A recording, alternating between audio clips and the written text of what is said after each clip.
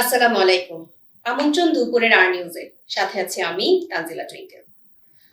জাতীয় সংসদ নির্বাচনের আগে দেশের 12টি সিটি কর্পোরেশন নির্বাচন আয়োজন নিয়ে নতুন করে ভাবছে সরকার। সংশ্লিষ্ট সূত্র বলছে, নগরবাসীর সেবা সচল রাখতে সিটি কর্পোরেশনের নির্বাচন জরুরি।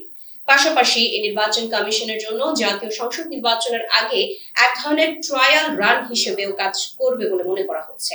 এ বিষয়ে শিগগিরই সরকারের পক্ষ থেকে সিটি কর্পোরেশন নির্বাচনের ঘোষণা আসতে পারে। তবে জাতীয় সংসদ নির্বাচনের আগে হবে নাকি স্থানীয় সরকার নির্বাচন আগে হবে সে বিষয়ে এখনো রাজনৈতিক ঐকমত্য হয়নি।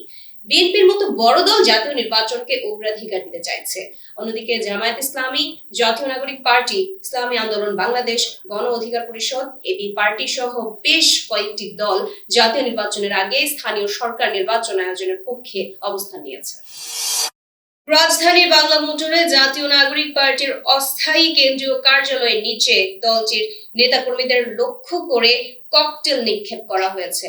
বিস্ফোরণে অন্তত 2 জন আহত হয়েছেন বলে এনসিপির পক্ষ থেকে জানানো হয়েছে।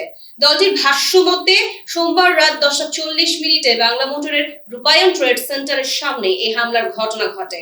ওই ভবনের 16 তলায় এনসিপির অস্থায়ী কার্যালয় অবস্থিত।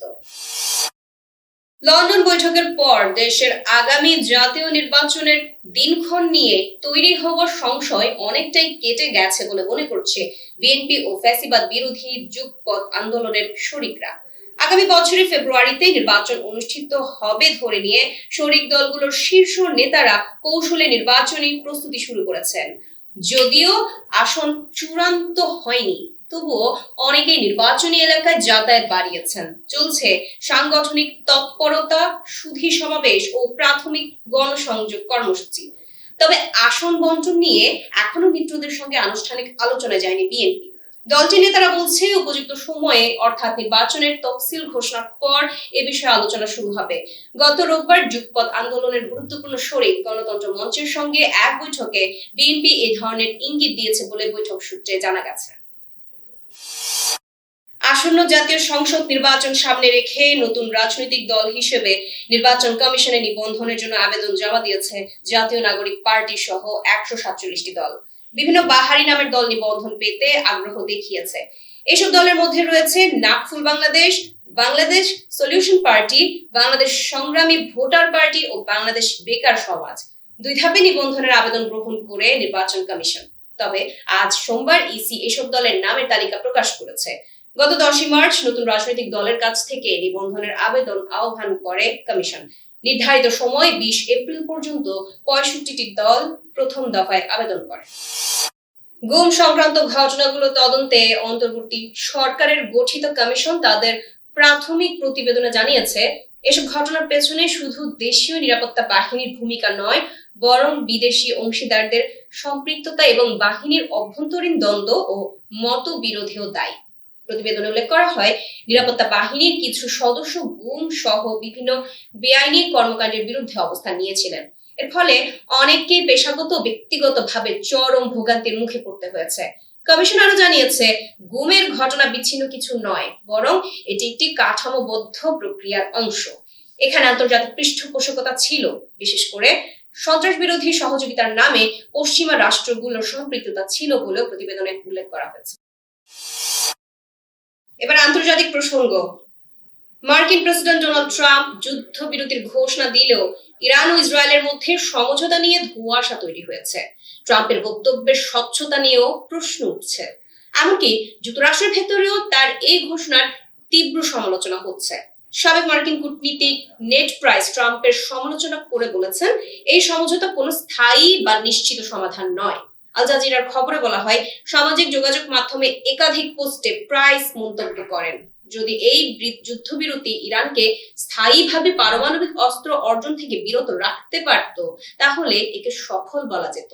তিনি আরো বলেন, 2015 সালে ওবামা প্রশাসনের সময় ইরান ও বিশ্ব শক্তির মধ্যে যে পরমাণু চুক্তি হয়েছিল সেটি ছিল কার্যকর সমাধান। কিন্তু ট্রাম্প 2018 সালে সেই চুক্তি বাতিল করে পরিস্থিতি আরো জটিল করে তুলেছেন।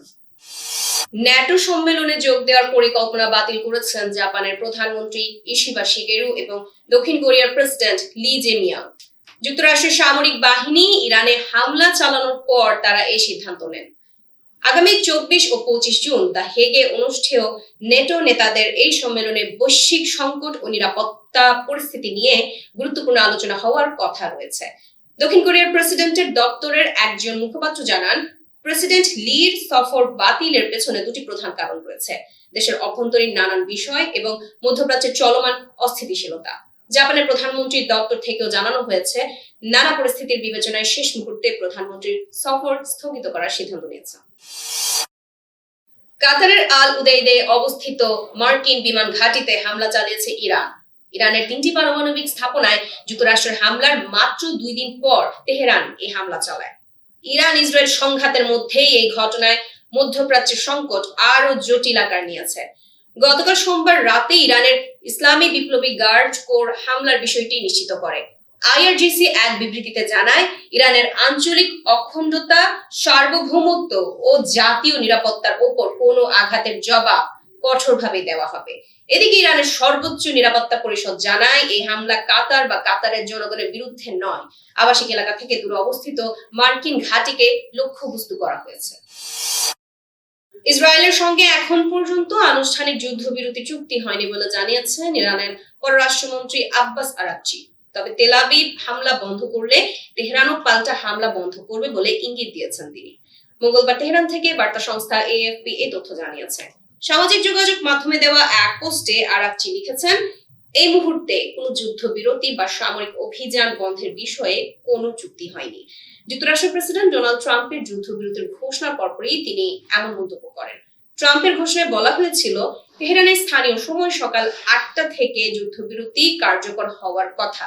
এ প্রসঙ্গে আরাকচি বলেন, যদি ইসরায়েল স্থানীয় সময় ভোর 4টার মধ্যে ইরানি জনগণের বিরুদ্ধে তাদের অবৈধ আগ্রাসন বন্ধ করে, তবে আমাদের আর পাল্টা প্রতিক্রিয়া চালিয়ে যাওয়ার কোনো পরিকল্পনা থাকবে না।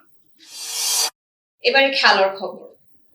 টেস্ট, ওয়ানডে ও টি-20 সব সংস্করণেই নেতৃত্ব নিজের কাঁধে রাখতে চেয়েছিলেন নাজমুল হোসেন শান্ত, কিন্তু শ্রীলঙ্কা সফরের আগে হঠাৎ করে ওয়ানডে নেতৃত্ব হারান তিনি।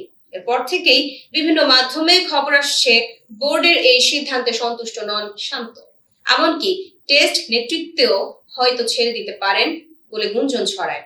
গল টেস্টের পর এই গুঞ্জন আরো জোরালো হয়েছে। তবে কলম্বোতে পৌঁছে আজ অনুশীলনের পর এই বিষয়ে মুখ খুলছেন শান্ত। তিনি সোজাসাপটা জানিয়েছেন, আলোচনা হতেই থাকবে, তবে আপাতত আমার পুরো মনোযোগ কলম্বো টেস্টে। দর্শক, এতক্ষণ সাথে থাকার জন্য ধন্যবাদ। পরবর্তী সংবাদ দেখার আমন্ত্রণ জানিয়ে শেষ করছি।